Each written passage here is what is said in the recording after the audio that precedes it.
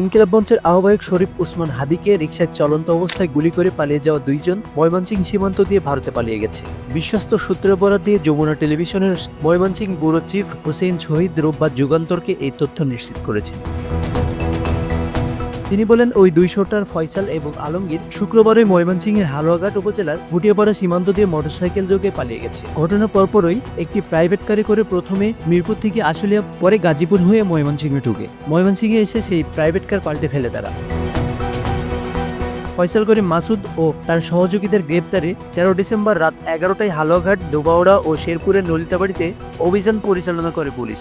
এই সময় হালুয়াঘাট থেকে মানব পাচারের সাথে জড়িত থাকায় ফিলিপ ইসনাল ও সঞ্জয় চিশিমকে শনাক্ত করা হয়। সঞ্জয় চিশিম সহ আরও 4 জনকে আটক করা গেলেও ফিলিপ ইসনালকে গ্রেপ্তার করতে পারেনি পুলিশ।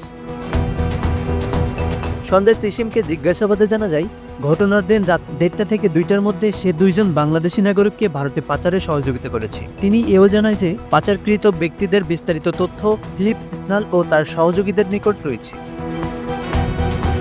পরবর্তীতে জিজ্ঞাসাবাদের জন্য সঞ্জয় চিশিম ও শিবিরন দিওকে ঢাকায় নিয়ে আসে পুলিশ। ফিলিপ ইসনালের স্ত্রী, শ্বশুর ও স্থানীয় আওয়ামী লীগের এক নেতাকে নলিতাবাড়ি থানা পুলিশের কাছে হস্তান্তর করা হয় বলে পুলিশ জানায়।